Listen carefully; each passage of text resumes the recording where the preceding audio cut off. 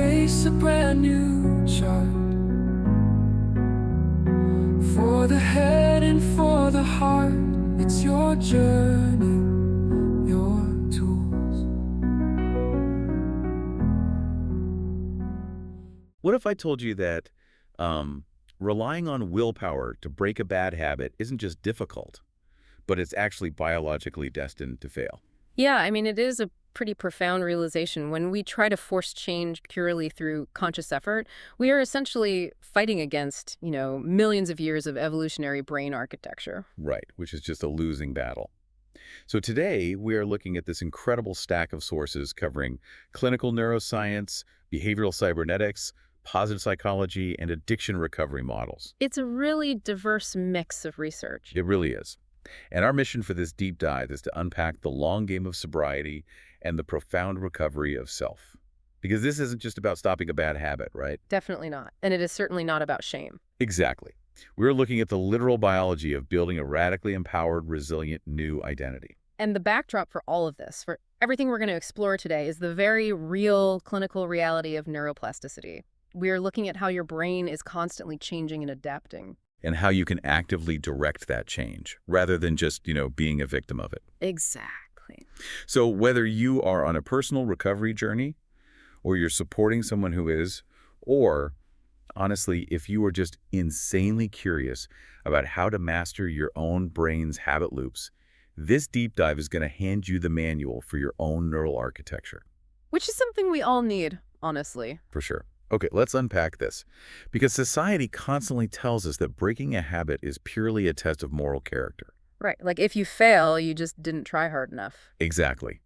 But the sources suggest that using willpower is actually the wrong biological strategy from the very start. Yeah, it fundamentally misunderstands how our neural circuits operate under stress. I mean, to understand why willpower collapses, we have to look at what researchers call the triadic neurocognitive approach. Okay, triadic. So we're talking about 3 parts of the brain. Right. Think of your brain's decision-making process as a sort of tug of war between 3 main areas. So first you have the limbic system, specifically the amygdala. Which is like the emotional threat detection center, right? Exactly, the panic button. Second, there's the striatum, which is this impulsive motivational engine that's constantly scanning your environment for a quick reward. Just looking for the next hit of dopamine. Yeah, exactly. And then what's the third piece? Well, the third piece is the lateral prefrontal cortex, or the LPFC.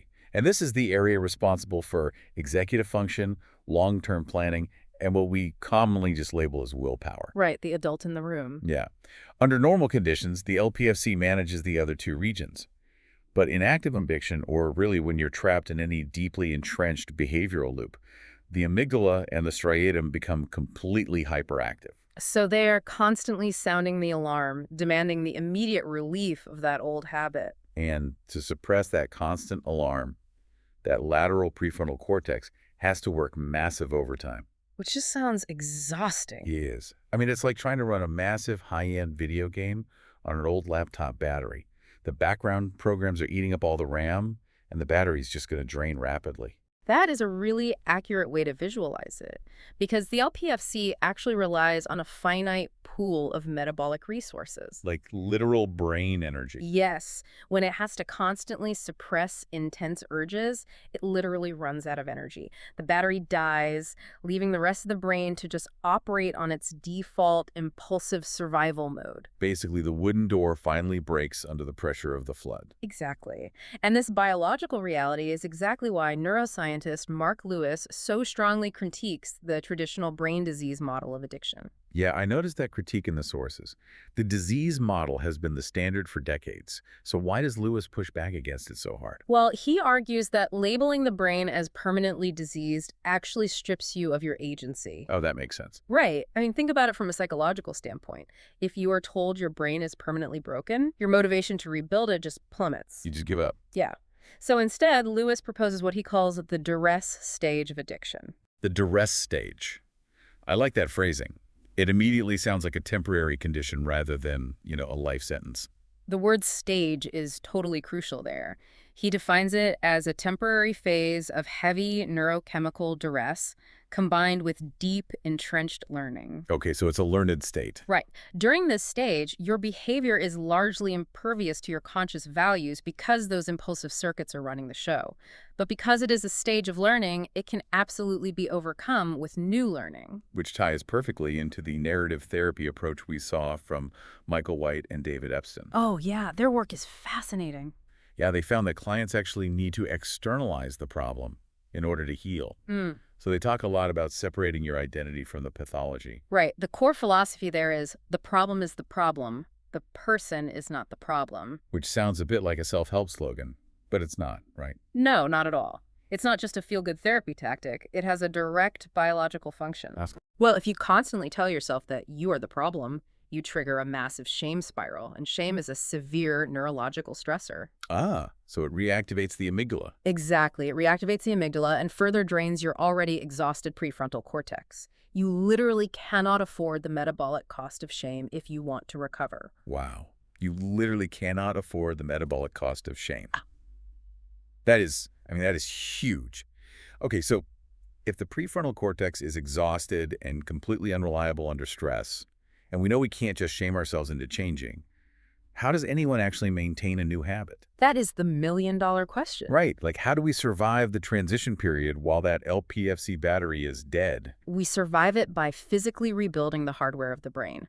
The transition isn't just a change in mindset, It is a measurable anatomical victory. Anatomical, meaning we can actually see the brain changing. Yes. Longitudinal MRI studies have tracked individuals during their first weeks of sobriety, and the initial scans are quite sobering, honestly. What do they show? Well, at just 1 week of abstinence, individuals who will eventually relapse show severe gray matter volume deficits in 15 out of 20 prefrontal regions compared to healthy controls. Wait, 15 out of 20. So their physical hardware is visibly depleted. The brain's density in those decision-making areas has actually shrunk. Yes. The tissue itself is compromised. But here is the incredibly uplifting part of the research. Okay, I'm ready for the good news. For those who sustain abstinence, there is a rapid volume recovery that occurs over just 4 weeks. Just 4 weeks, that's so fast. It really is. We see significant structural rebound in the bilateral ventromedial prefrontal cortex, or the VMPFC. And why is that specific area, the VMPFC, so important to get back online? Because the VMPFC is crucial for restoring rational decision-making and for calming the autonomic nervous system. Which is the network responsible for your fight or flight panic responses, right? Exactly. So as it rebuilds, your baseline level of panic physically drops. We also see major gray matter recovery in the left inferior frontal gyrus. Okay, and what does that one do? That one dictates cognitive flexibility. That's your ability to mentally switch gears and see alternative options when you feel stuck. So the brain is physically rebuilding that lost density in real time. But how is it structurally doing that in just a month? It seems incredibly fast for an organ to regenerate like that. It is fast. And the primary engine behind this is a protein called brain-derived neurotrophic factor, or BDNF. Wait, BDNF? Yeah. You often hear it casually referred to as like fertilizer for the brain. You do, yeah, but it's actually much more active than just fertilizer. BDNF doesn't just nourish, it actually promotes neurogenesis. The birth of new neurons. Exactly. And it drives synaptic plasticity. It basically dictates the construction of new biological highways, laying down structural proteins that bridge gaps between neurons so new behaviors can fire faster. Wow. But the sources suggest we have to actively point this new growth in the right direction, right? Yes. Very much so. Because there's a psychological shift required to make the most of that BDNF. Here's where it gets really interesting. It's about moving from avoidance goals to approach goals. Right, because the framing of your goals changes which neural networks you actually activate. Avoidance goals are centered on evading a negative outcome.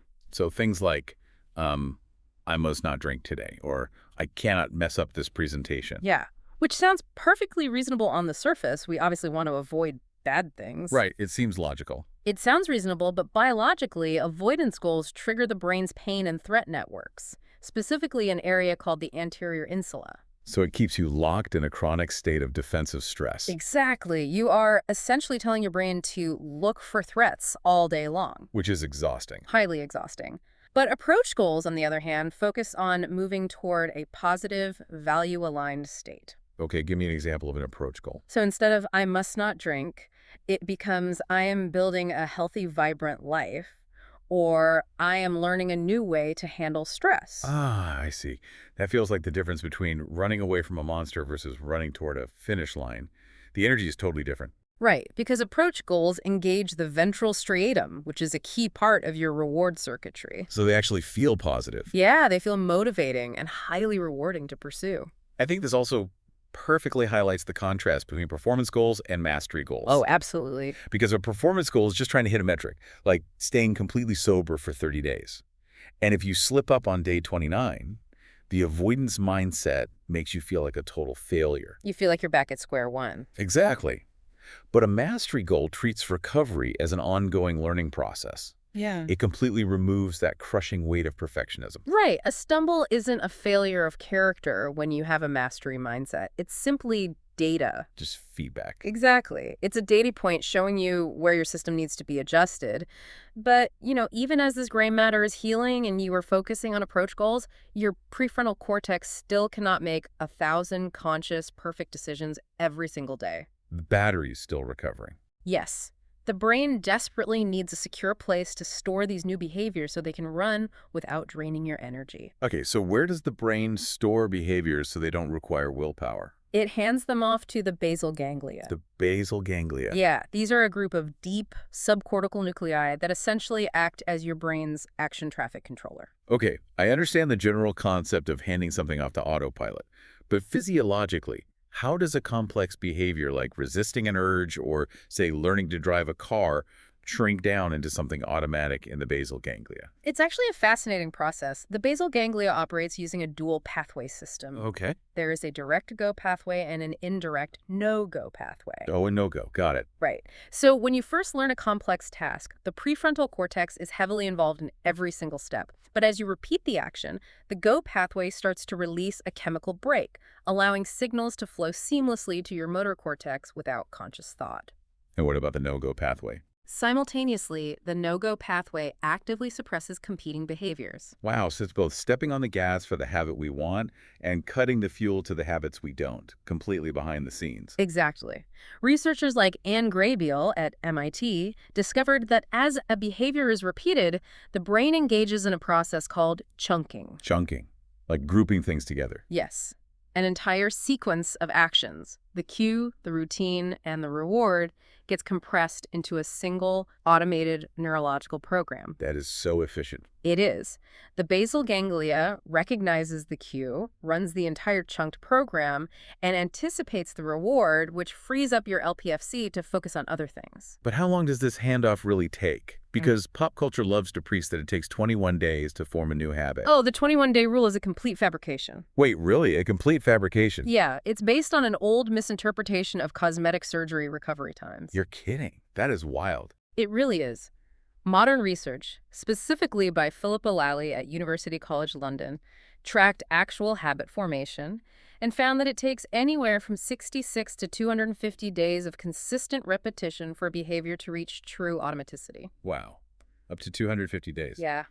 It's a long game. So if the basal ganglia takes months to compile that code, and we already established that our daily motivation is going to crash during that time, how do we actually write the code? I mean, without relying on the motivation we know we lack. This is where we turn to behavioral cybernetics, specifically the behavior design framework created by Stanford researcher B.J. Fogg. Ah, B.J. Fogg, the tiny habits guy. Exactly. He boils human behavior down to an equation. B equals MAP. Behavior equals motivation plus ability plus a prompt. So all three have to converge at the same moment for an action to occur. Right. But as we said, motivation is completely unreliable. It crashes when you're tired or stressed or even just hungry. Since motivation is a volatile wave, you have to drastically alter the ability variable to compensate. Okay, so you make the behavior easier. You lower the barrier to entry so much that the behavior becomes almost embarrassingly easy. You make it so tiny that it requires zero prefrontal willpower to execute. So instead of deciding to do a 45-minute intense workout every morning, you scale it back to, like, exactly one push-up. Yes, exactly one push-up. Okay, let's be real for a second. If someone is dealing with a decade-long addiction or a deeply entrenched destructive loop, Is doing a single push-up and checking a box really going to rewire their basal ganglia? I mean, it sounds a little too much like a self-help gimmick. I completely understand the skepticism, but we have to look at the neurochemistry of what is actually happening. It's not about the physical exertion of the muscle. Okay, what is it about then? It is about forcing a dopamine spike. The tiny habit recipe requires 3 steps. First, an anchor. Which is a prompt you already do every single day without fail, right? Like brushing your teeth. Exactly. Second, the radically reduced behavior. And third, the instant celebration, which Fogg calls shine. Right. This is the part where you do the behavior and then immediately do like a physical fist pump or deliberately smile in the mirror. Yes, and that celebration is clinically required to trick the brain's reward system. Wait, why is feeling silly clinically required? Because the basal ganglia is fundamentally blind. It doesn't judge whether a habit is objectively good or bad. It only encodes behaviors that are followed by dopamine. Oh, yeah. When you actively generate a deliberate burst of positive emotion within milliseconds of completing that one tiny push-up, you artificially create a dopamine spike. So you are hijacking your own biology to wire that behavior into the basal ganglia. Precisely. So you aren't waiting 6 months to feel good about a milestone. You are weaponizing a tiny burst of positive emotion in the present moment to lay down those physical BDNF pathways we talked about earlier. You are acting as the architect of your own neural network. It's empowering. It really is. But, we also have to account for reality. Even with perfect tiny habits and carefully chosen anchors, systems will glitch. Yeah, life happens. You will get exhausted, you'll miss a prompt, and you'll fail to execute. And usually when that happens, the shame spiral kicks in. The threat network lights up, the prefrontal cortex drains, and people relapse. Yeah. So how do we defend the system when it inevitably glitches? The strongest defense is utilizing objective diagnostics alongside self-affirmation. Okay, walk me through that. The sources recommend a practice called the weekly positive diagnostic check-in. When a habit fails, you step back and look at it like an engineer troubleshooting a machine. You remove your ego entirely. So you ask things like, was the prompt missed? Or was the behavior too hard for my current energy level? Exactly. You are diagnosing a design flaw in your system rather than diagnosing a moral failing in your soul. I love how you put that. And to protect your brain while you do this diagnostic work, you use the neurobiology of self-affirmation. Now, when people hear affirmations, they usually picture someone staring into a mirror chanting, I am a tiger, I am invincible. Right. The old cliches. Yeah. But the clinical application here seems much more grounded. It is entirely grounded in functional imaging. When you engage in true self-affirmation, which really just means reflecting on your core personal values, fMRI scans show a significant increase in activity within the ventromedial prefrontal cortex. The VMPFC again. Yes. Activating the VMPFC acts as a physiological stress buffer. It physically lowers the threat processing activity in the anterior insula. Wow, so you were literally shifting the blood flow away from your panic center and directing it into your rational, value-driven center, calming the brain down so it doesn't get defensive. That's exactly what's happening. Yeah. And the specific neuroaffirmation recommended in this protocol captures this perfectly. What is it? My systems carry me when my motivation rests. I am actively building my best self. My systems carry me when my motivation rests. Wow, I love that. It's powerful, right? So what does this all mean? It completely rewrites the narrative. Instead of, I am fundamentally broken and I have to fight my urges every second of the day, the narrative becomes, I am the intelligent architect of a system that takes care of me when I'm tired. Yes. It validates that motivation is supposed to rest. It gives you permission to be human while relying on the architecture you've built. It is profound self-compassion translated into a practical biological tool. It really is. And speaking of practical tools, I want to leave you with one final cognitive trick derived from the delay discounting research in our sources. Okay, delay discounting. What's the trick? Well, delay discounting is essentially our brain's tendency to devalue a future reward compared to an immediate one. We prefer $10 today over $12 next week. Right, or the immediate relief of a habit now over our health next year. Precisely. Because the future consequence feels abstract while the immediate urge is screaming in our face. Right. So how do we fix that? Researchers found a way to disrupt this using something called explicit zero framing, or the hidden zero effect. The hidden zero effect. Yeah, when you face a temptation, your brain naturally isolates the immediate reward, but you can manually override this by explicitly stating the hidden zeros in the equation. You mean example? So instead of evaluating, I want the immediate relief of this bad habit right now, you frame the choice as, I can have this habit now and do nothing later versus nothing now and do health later. Oh, that is clever. You are forcing the brain to look at the entire timeline. Literally speaking, the future consequence, the zero into the present moment. Exactly. And there is an even more advanced application of this called the decimal effect. The decimal effect. Yeah, the basal ganglia, because it runs on automatic pattern recognition, loves round numbers. It processes things like $10 or 30 days as familiar chunks, running them on absolute autopilot. Okay. But if you change a reward from a round number to a precise decimal, like evaluating a choice worth $10.21, it disrupts your brain's perceptual fluency. Wait, how does a decimal disrupt perceptual fluency? Because the basal ganglia can't pattern match an anomaly like $10.21. When it encounters something weird and precise, the automatic system doesn't know what to do with it. Oh, I see. This triggers an error signal in the brain, which physically forces blood flow back up to the prefrontal cortex to process the anomaly. It acts as a cognitive circuit breaker. That is incredible. So Yeah. the basal ganglia throws its hands up and says, I don't know what a decimal is, you handle this. Yeah. And it wakes the LPFC back up. Exactly. It forces conscious engagement. So the next time you face an immediate temptation, try explicitly stating the hidden zeros, or quantify the cost in a hyper-specific decimal.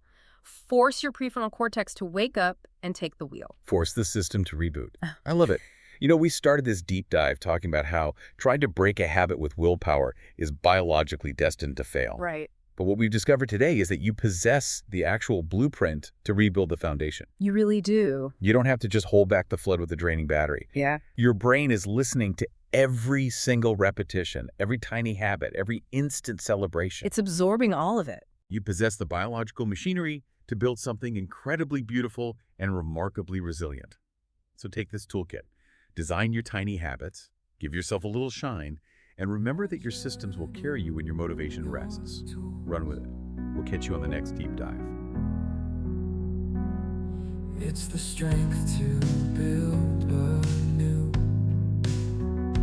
It's the light to guide you through. It's the choice to find your way. Starting here, starting today. That brings us to the end of Season 5 and our deep dive into the recovery protocol. I want you to take a moment and recognize the incredible work you are doing. The long game of sobriety and the recovery of yourself is never just a test of your willpower. It is a daily biological victory. Your brain is built for incredible growth. When you feel exhausted, it just means your prefrontal cortex needs a rest, and there is no guilt in that. That is exactly why we build habits. We let the automated systems in your basal ganglia take over the heavy lifting. Motivation gets you started, but your systems keep you going. Remember, you are not just trying to avoid old habits. You are actively building a resilient, empowered version of yourself. Are you ready to transform your mindset and build systems that support your best self? The Your Journey. Your Tools app contains the exact blueprints, positive reinforcement, and diagnostic tools you need to thrive. Download the app, www.yourjourneyyourtools.com. Thank you for joining me for this season finale. Be kind to yourself, you are doing better than you think, and I'll catch you on your journey.